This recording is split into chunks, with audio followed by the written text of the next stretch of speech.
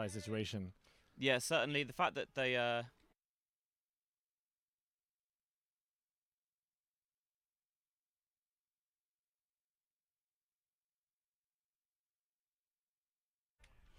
Good evening, everybody. A glorious early evening here in Trnava, Slovakia for the European Youth Ultimate Championships 2025. Some of the continent's best under-20s duking it out on the fields here.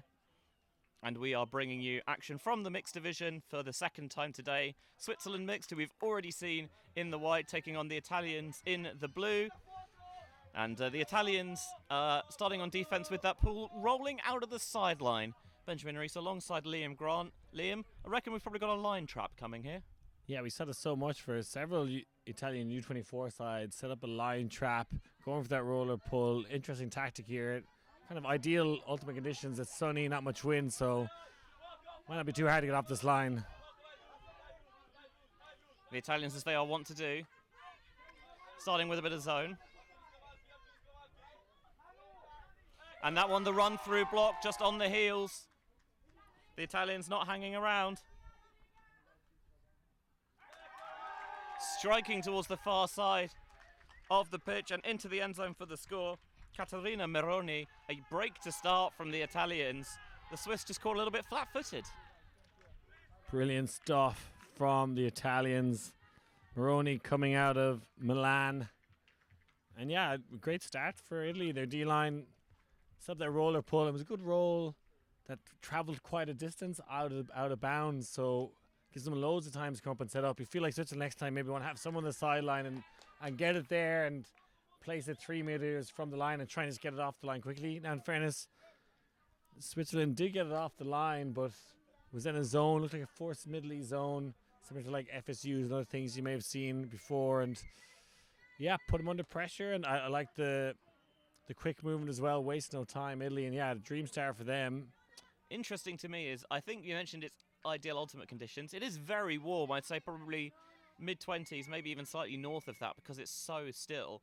And as such, all of the majority of the Swiss sideline is kind of gathered in the shade on the far side, which I totally understand, but it did hurt them in putting that pool into play. Italy undefeated so far, 3 wins from 3, including a universe point victory over Poland. Switzerland went down to the polls in that game we streamed earlier today, but had victories over Slovakia and Slovenia. Different pull here, probably a different defense, and it is a female matching point and a female matching pull.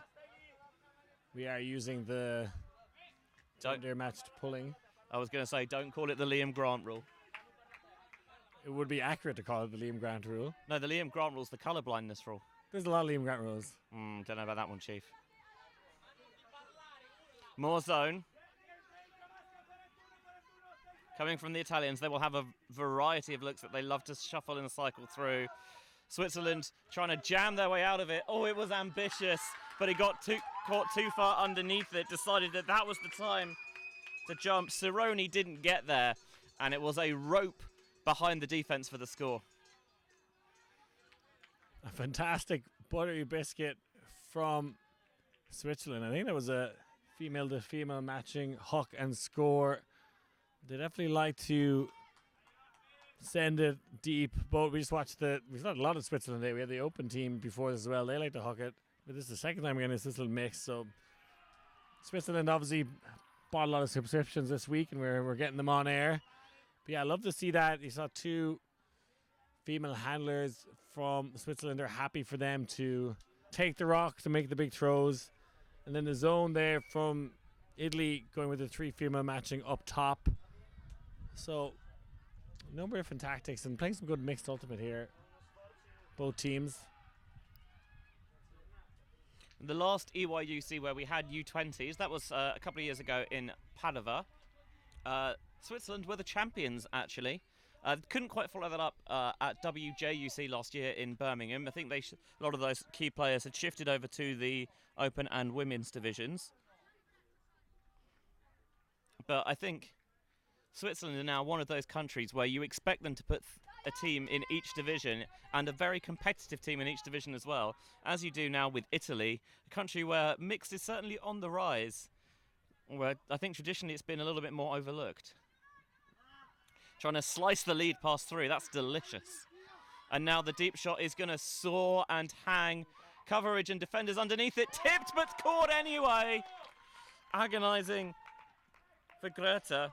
Thought like he'd done enough, but no. Good awareness there from Mattia Gelli. In behind, collecting the tip. And Italy with, it is a clean hold, but it's clean in the same way that, you know, London tap water is clean. It won't hurt you, but it's maybe not as filtered as you would like.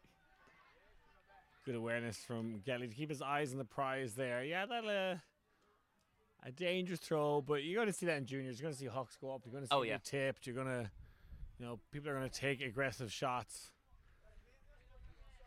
I think it's one of the reasons why certainly I enjoy covering it, and you know they're quite fun to watch, is because they're often a bit more chaotic and unpredictable than the older age divisions where the play's a little bit more refined, and it means that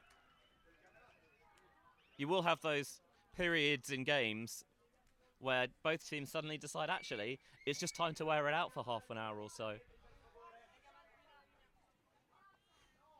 We'll see if there's something that continues throughout the contest or whether both sides go and put it back in the locker. The blading backhand thunks into the floor where it's fielded.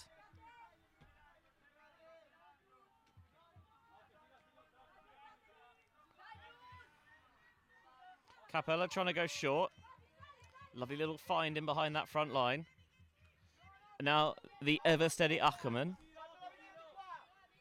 It's very impressed with her play, just as a metronome in the backfield for Switzerland in their game against the Poles.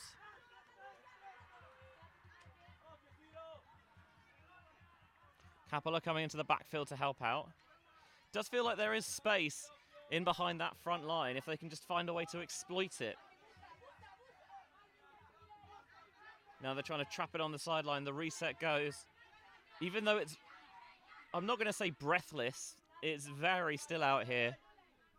Still feel that the zones are a way to slow and stifle the Swiss and get that pass count ticking up. And it seems to work the trick as the turnover comes. No time like the present for the Italians. The quick pick and go. There's a knife across the field. Woof. Straight into the heart of the Swiss team. A dagger there. And yeah, Benji, I love that zone slowing down the Swiss teams. You know, Swiss teams like the hook. Coming out of the zone makes it very difficult, especially when it looks like they're shady on the force middle. There's just not a lot of lanes to throw deep. And then the quick transition. You see it so much with Italian sides. Pick it up quickly. That was a bit of a spicy number, that crossfield blade, but worked out. I liked it. I was very into it, partly because I didn't see it coming. And I'm not sure that the Swiss defenders really did either. Especially against design, the quick pickups are often a bit more fruitful, because if you're playing a match defense, then usually on the turnover, it's clear for everyone who they're supposed to be marking. It's a lot easier, I think, to go match in transition a lot of the time than it is to go with a zone or to go with something a little bit more freelance or interpretive. But yeah, because they're coming off the zone, it means they can go for the quick pick, and it might take a little bit more time for the Swiss just to get set afterwards. Yeah, it is definitely more difficult to mix. You see the Italians having a lot of field matching players up the top of the zone. You know, one of them goes deep straight away. Someone has to follow. You can end up with gender mismatch. It's very hard to find the matchup. Again, the roller pull. Nobody on the Swiss sideline going to help get that back in. I think they're happy to just take their time. I think a lot of teams, though, in these situations will have someone help in that situation. Actually stop the roll, bring it to the line, and actually just try and get that centering pass off before the defense gets down there. This is going to really age me. When the Wisconsin Hodags won back-to-back nationals in the mid-noughties, they had someone, because that was where played in times where nationals was often frequently very windy, lovely scuba over the top, whose job it was purely to stop the roll on the pool. Trying to feed that out into space. The bid comes, but is shy. Italy looking for the quick one again. It's not the scoring pass, but they are a metre or so out. Wanting the dish off? No, it doesn't need to. Can just pop it so casually in for Moroni. Another break score comes into her hands. And the Italians are laying down a marker early in this contest. And again, defensive masterclass here from Italy. I think the Italian side is often so good coach. I'm trying to see who that Italian coach is, or a few of them. Is that Venturoli, or they often still have their highest level players coaching the junior programs or U24 programs. But yeah, really impressed with their strategy. They come into this really well. The roll pull working, the zones are working, the quick transition is definitely working, and Switzerland need to make adjustments. I think the first one is, let's see if we can stop the roll and center it. Other one is, we gotta be heads on the transition. Now it's also just hard how good Italy are at that quick transition. You still, as aware of you can be about that, it's very hard to find your matchup, and often you're out of position no matter what on that turnover. So great coaching from Italy, which is something we've come to expect.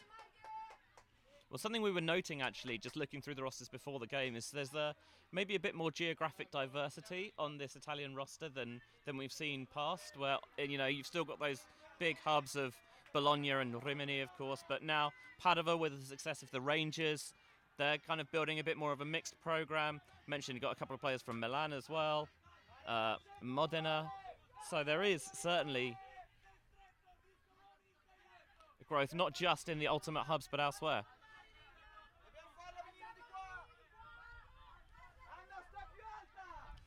Trying to pick apart this zone again. Feels like there's a little bit more tempo about what the Swiss are doing now. There's a deep shot, but I'm not sure it was open. Defender was in position and gets absolutely cleaned out.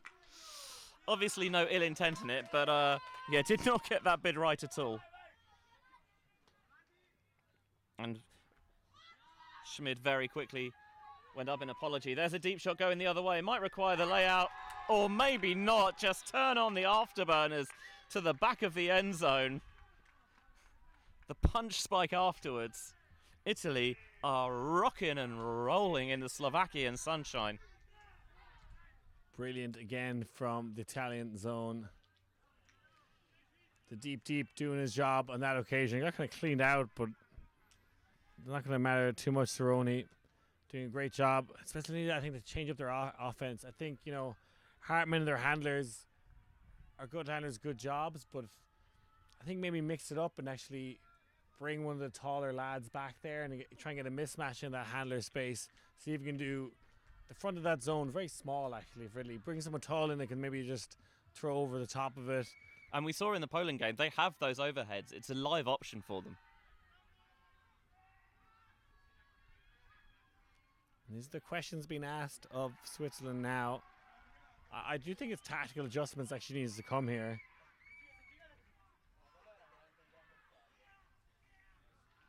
I think they are, you know, a very good team with their skills and can score, but Italy kind of have their number right now and stopping their deep game, stopping their flow, come with the zone, and I think they need to change up a little bit. Just try something different, bring some different handlers in, move people around, maybe try and stop the overhead.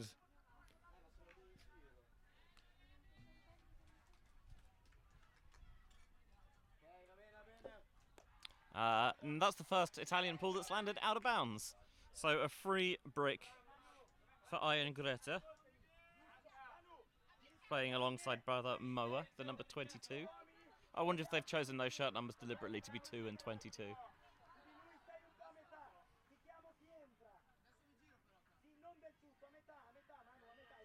I am the younger of the two. You can see again the zone, like a 3-3-1, or you want to call it even a diamond up top. Three women really up at the top, and one lad playing a bit of a rove, a mid, three downfield, completely guarded there. Not a lot of options here from Switzerland. I think they're downfield players and not giving them enough looks or options. I think they can have the handler on the far side really push out a little bit to either A, drag a defender with them, or B, alternatively, if they're left open, you've got that big overhead available. Because at the moment, the short stuff isn't working out. Meroni showing her prowess as a finisher in this contest so far. Gelli fakes down the line, looking for the inside. Oh, it's tipped off the hands and backed up. He'll say he meant it. All that mat line practice coming in handy. You know we did not, but it's always handy when your teammate can spare your blushes, as Noah Dolce does there. Dolce representing Rimini here. One of many players. And yeah, the strategy just completely flustering Switzerland. Haven't come up with an answer. So good again on the transition, Italy. Just keep it moving, pick it up quick. And I was really disappointed with the Swiss cutters in the last possession. There's 3 or 4 of them downfield. None of them ever ran. They just walked around the wings in deep area, and it made it very easy for the Italian deeps.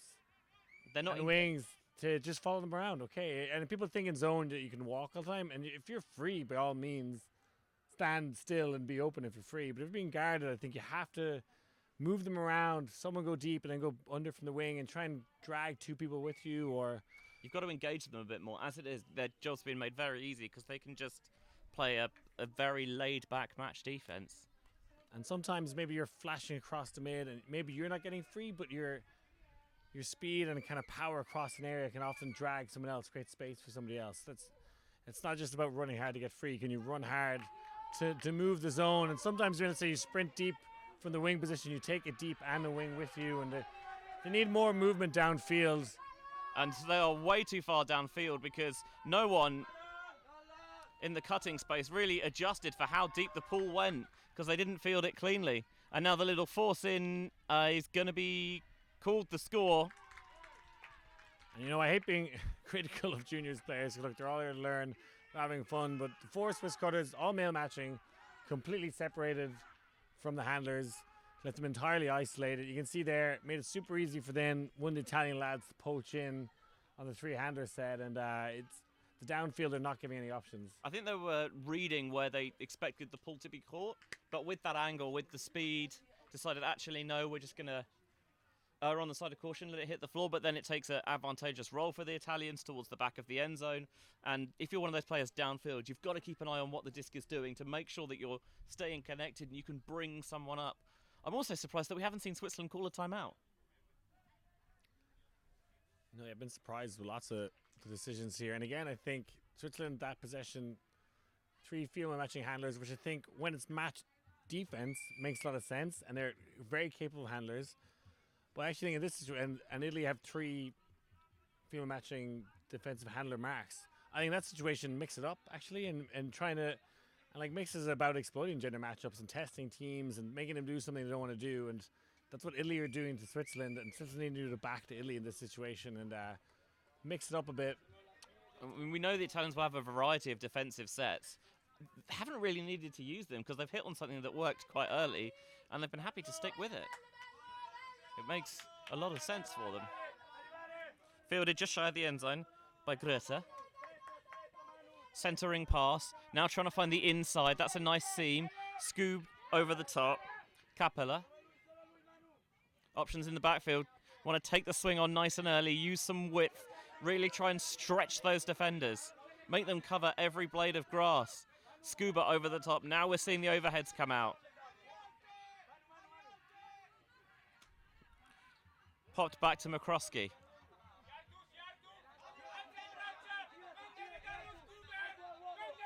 Gröter with a very active mark. A little pen knife popped over the top.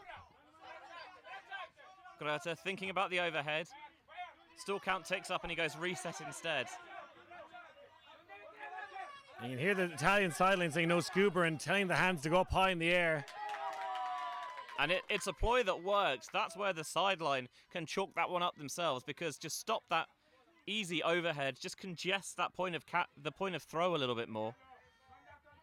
Yeah, I think that was good movement on the mark, put the hands high and made that a more difficult shot to Scuba, and ends up being a turnover. So good sideline help from Italy. Zipped through and then fed into the end zone. It's been sumptuous from the Italians. The Swiss have played into their hands, but you can count the number of times the Italians have turned it over comfortably on one hand. I mean, their offense has been so slick. It's a well-earned 8-1 halftime lead.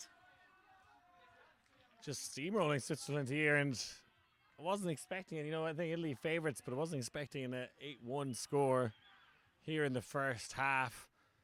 Yeah, asking a lot of questions of, I think, the coaching staff as well of Switzerland. They need to make adjustments, need to mix things up. And look, Italy are a fantastic side and have,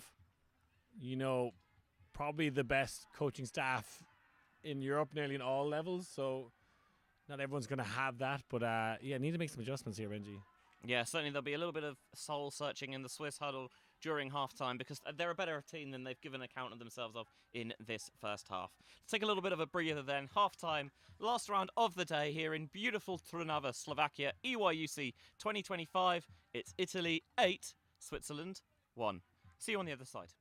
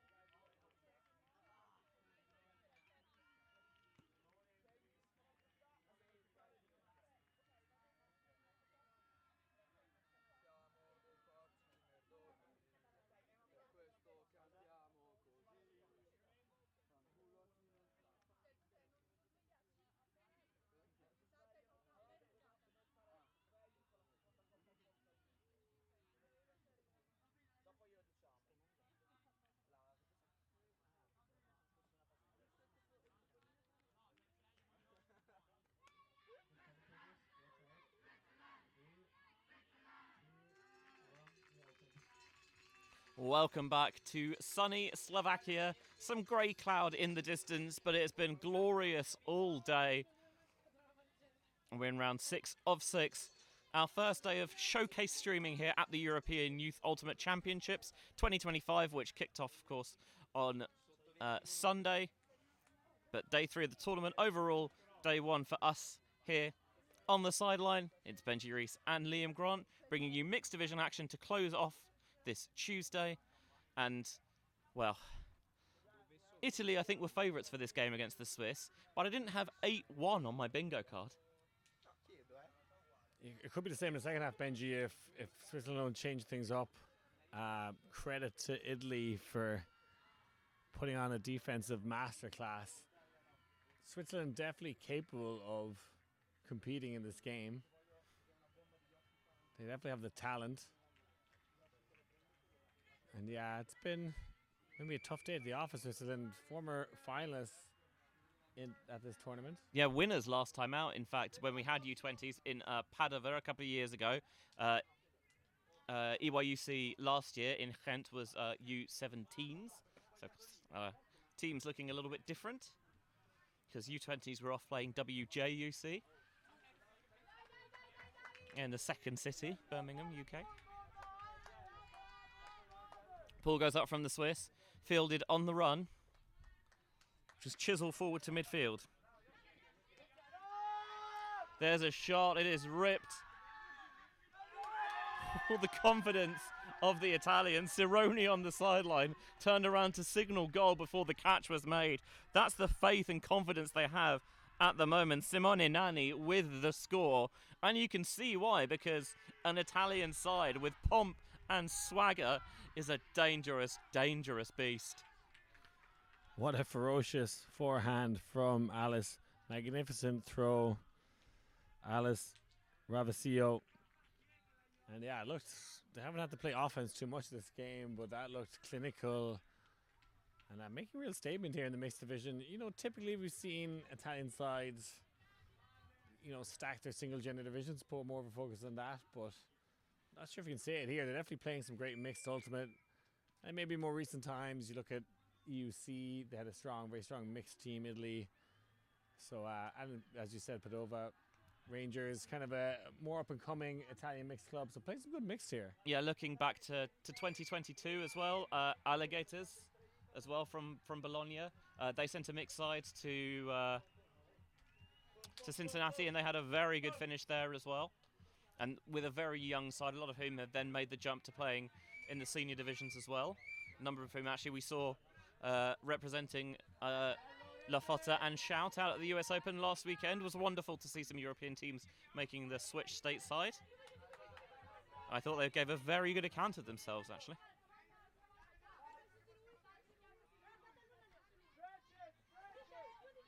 Trying to get a bit of throw and go in the backfield, which I like. Just give a bit more dynamism, because at times it's felt very static.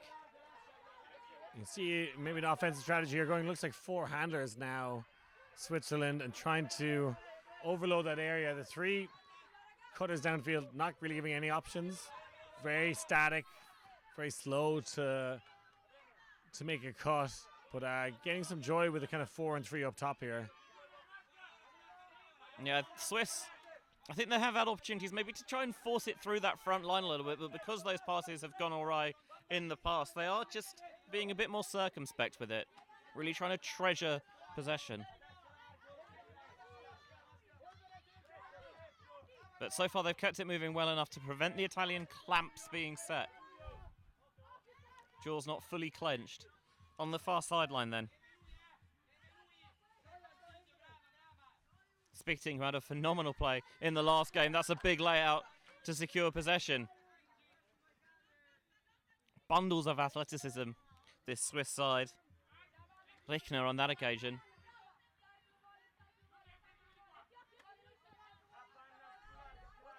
Kröter showing the scuba. We've seen he is more than happy to throw it when required. Pass count ticking up, but so far they've not really gone anywhere with it. Got to stay patient. They're testing the temperament as well as the problem solving here. And that one just trying to feed it through the front. A touch too much, and it's back into Italian hands. Yeah, really impressive, Rebecca Rampazzo on the disc now. She was playing wing in that zone, and it was, you know, often picking up a male matching player and being very aggressive and shutting that down. I've been really impressed with her so far this game, Benji. Layout towards the end zone, somehow keeps it up. Looked slightly awkward, but it worked. And then hammering towards the far side. Who else but their finisher supreme, Caterina Meroni. Another goal to her tally. Italy starting the second half in the same way they finished the first. They have just been absolutely sublime.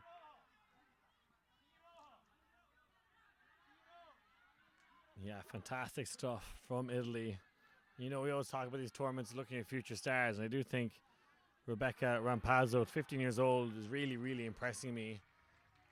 And in that zone, they're asking one of their female matching players to play that wing, and Switzerland sat, you know, a tall male receiver on her, and she was very aggressive, took it away, wasn't afraid at all, and I'm really impressed with that.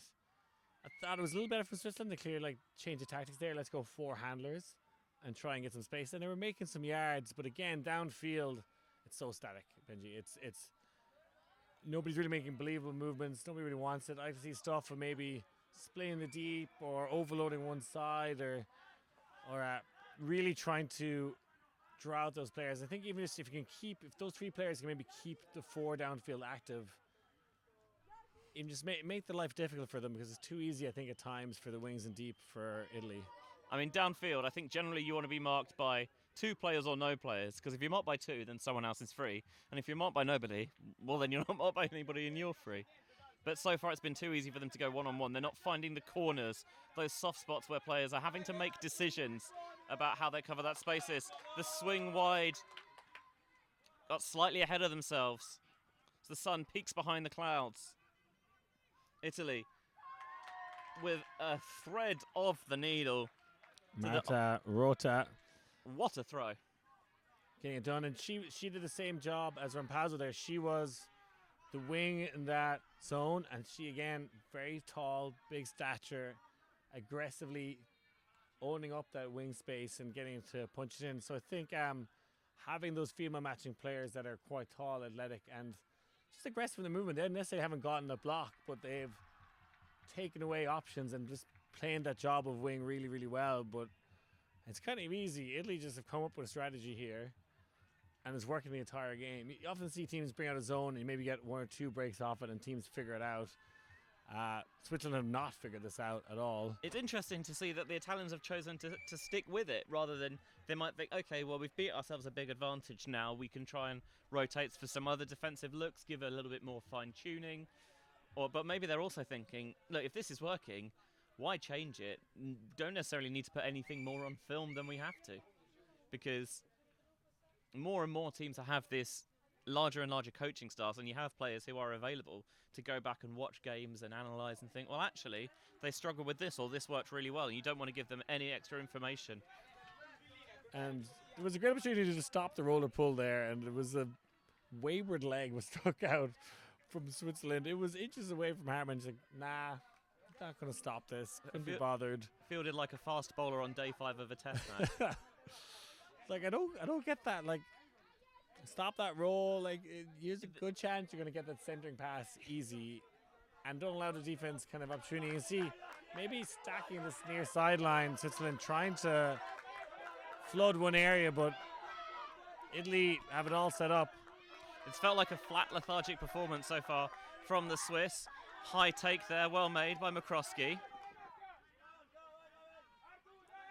Italians quickly get set back up.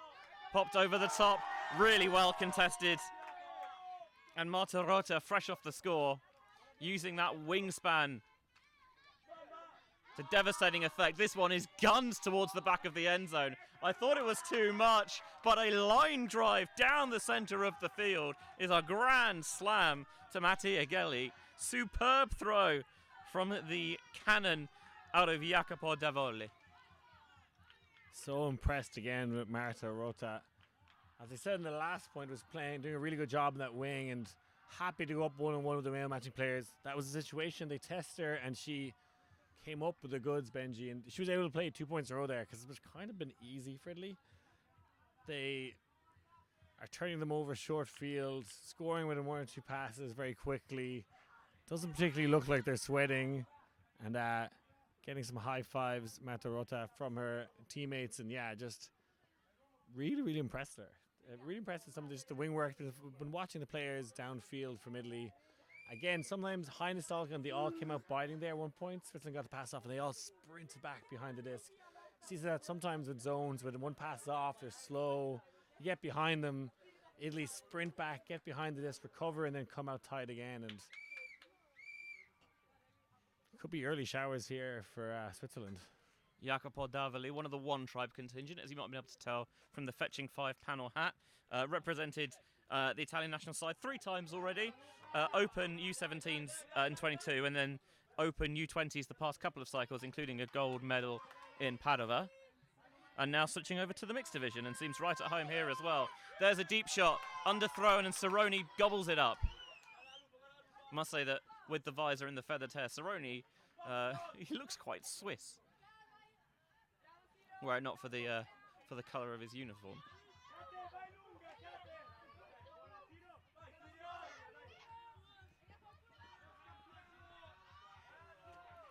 Huge gainer right down the centre of the pitch. Now Bruni, second generation ultimate player, which there are a growing number, which you love to see. Scoop over the top.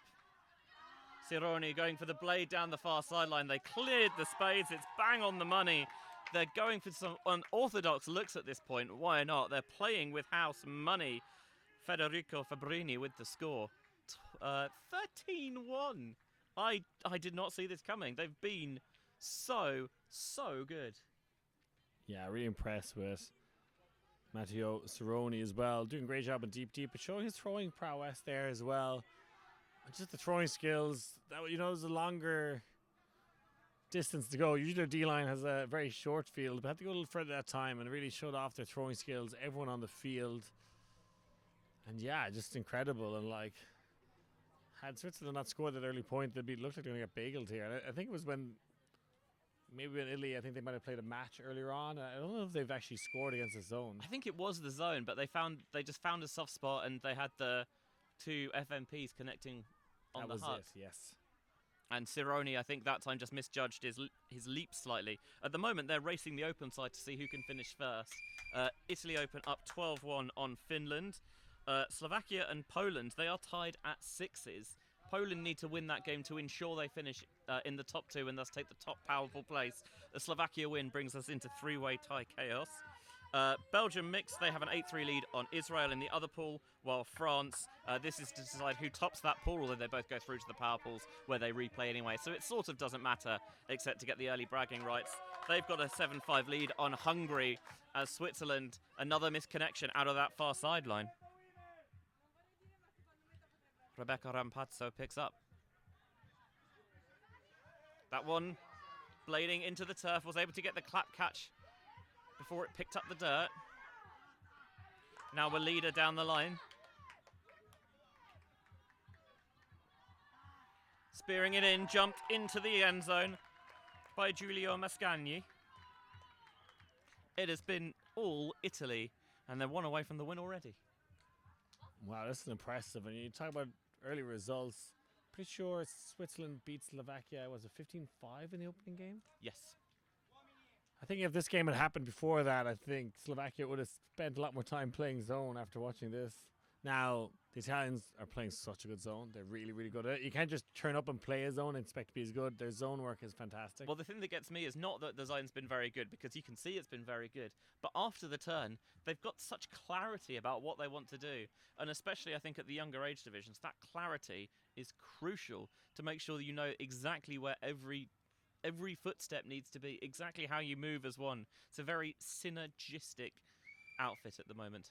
Looks like an Italian timeout maybe, or I think maybe just getting everyone into a quick huddle rather than a full stoppage.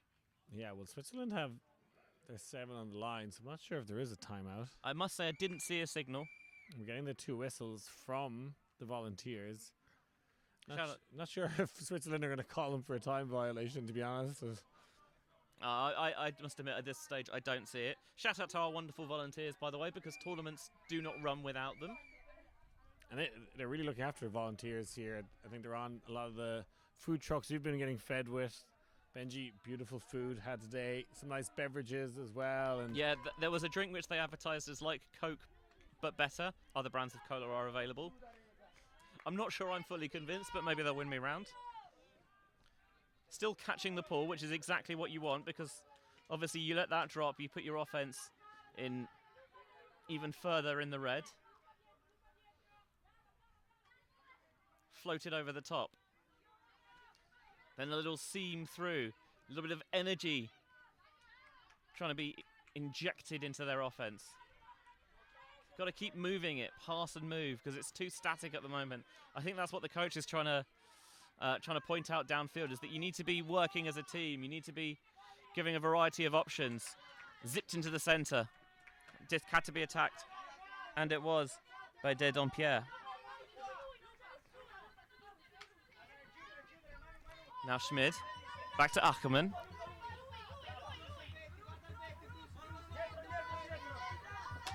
Looking for a little bit of support. Kappeler floods back. And now trying to squeeze the hammer down the sideline. That's much better. Finally forcing the downfield players to make decisions about how they cover. I'm liking now. This is the first time we see the 3 male handlers back for Switzerland. And I think they're able to throw over that zone a lot easier. Nice layout to save possession by De Dompierre. And now Ackermann finally punches it into Capella. That's been a long time coming. They scored the second point of the game, and well, they've scored what might end up being the second last, unless they can find a way to put pressure on this Italian O-line. But you're right, bringing the male matching players into the backfield works for a couple of reasons. A, because I think they have that extra wingspan to get around the marks, and B, I think a little bit as well, the downfield defenders for the Italians were maybe cheating a little bit with some of their positioning, and were taking maybe a couple of liberties, and credit to the downfield players. They really spread out and found those soft seams in the corners of the zone. Yeah, I thought the female matching players, Switzerland downfield, were doing a better job of finding gaps, and maybe the Italian defense not respecting them maybe enough in those situations, not expecting it. And like Switzerland are very good at throwing the overheads, got those scoobers, got it downfield. But I think it's a situation when you see a zone, and typically the majority of the handler marks for Italy are female matching. If you put the male matching handlers there, you get a gender mismatch on both sides. It makes it more difficult for defenses how to deal with that. They've kind of played into their hands at times, Switzerland, with their typical handler set. And maybe this is something the Italian coaches probably talked about. Probably watched them earlier. They could have even made adjustments for the zone to disrupt their exact offense of Switzerland. Against the Poles, the Swiss ran a lot of 3 FMP dominator sets, which worked really well. And I think the Italian defense is partly as a response to say, look, we're not going to let you get those big schemed set plays. A leading throw to Fabrini. Now into the centre, where Rota leads Gelli into space. Gelli to the end zone, in for the score and the win is Lucy Pavarini, and that has been a phenomenal performance from the Italians. 15-2, and well, if you wanted maybe an idea of who some of the gold medal contenders are this week, Italy are firmly in the frame. Yeah, sensational performance. Switzerland eventually getting a second goal, made those adjustments, but just too little, too late. I think they'll bounce back though, and it's a good opportunity to learn. That's what we juniors are here for. 100%. Got to look back in this footage and go, hey, what can we do differently? What can we learn from this? I also think just if you ever want to watch a game and how to play zone defense, fantastic from all the Italian players. Really well drilled, know how to play their positions. So yeah, making a statement here in this mixed division, Benji. Yeah. 90-minute game times. Italy needed just 40 to finish that one off, and that just shows that it wasn't just a one-sided game in terms of the scoreline, but I feel like they scarcely put a foot wrong all game. The defense was smothering and stifling when they got the disc in hand. I can't even remember turning it over. They might have done once or twice, but they were so focused, and they just had everything in place, it seems, in that game. The stars completely aligned for them, and you know, the coaching staff deserves credit for finding a game plan that works, and the players deserve credit for executing that properly. But it's one thing to put the game plan in place, but it's on the players to execute it and to understand it in the moment, because every coach thinks they've got the secret sauce, but it matters not if the players can't put it into practice on the field. I was trying to run over the Italian coaches before the Spirit Circle. I'm sure they counted how many turnovers, and it was not many. I can't remember them. I was like, did they just play a perfect game? I don't think they did. I think there might have been one out the back. I can't quite put my finger on it, but I'm sure they'll tell us. But a magnificent game. Yeah, they were utterly sublime, and that will bring them a huge load of confidence going into the power pools tomorrow. For Switzerland, they'll end up in the almost certainly in the lower pool, unless there's some three-way tie ronkiness between with Slovakia beating Poland. If they made the top power pool, then they would have to replay Italy again. We know the two teams from the other pool will be France and Hungary. France currently have a 9-5 lead in that game. For Switzerland, you kind of got to lick your wounds a little bit, turn back. You don't have to completely throw everything out. There's still a lot of stuff you can build on. You know, you claimed 2 good wins in this pool play phase, and you pushed Poland as well. And the fact that you carry those wins over Slovakia and Slovenia into the bottom power pool gives you the best chance at making one of those quarterfinal slots. That'll do it for us here. Day 1 of our full coverage from EYUC, day 3 in total. Thank you very much for joining us. We are back bright and early tomorrow morning, 9 a.m. local time, kicking things off. In the open division, we have Israel versus Romania, and then we're going into mixed power pools. Czech versus France, women tomorrow. That's going to be an absolute banger. Lithuania, Austria open, more mixed power pool action, and then GB women taking on Austria. So lots of new countries getting the spotlight tomorrow. Very much looking forward to it. On behalf of all of our broadcast crew and Liam Grant alongside me, Benji Rees, we'll see you on the other side for more EYUC.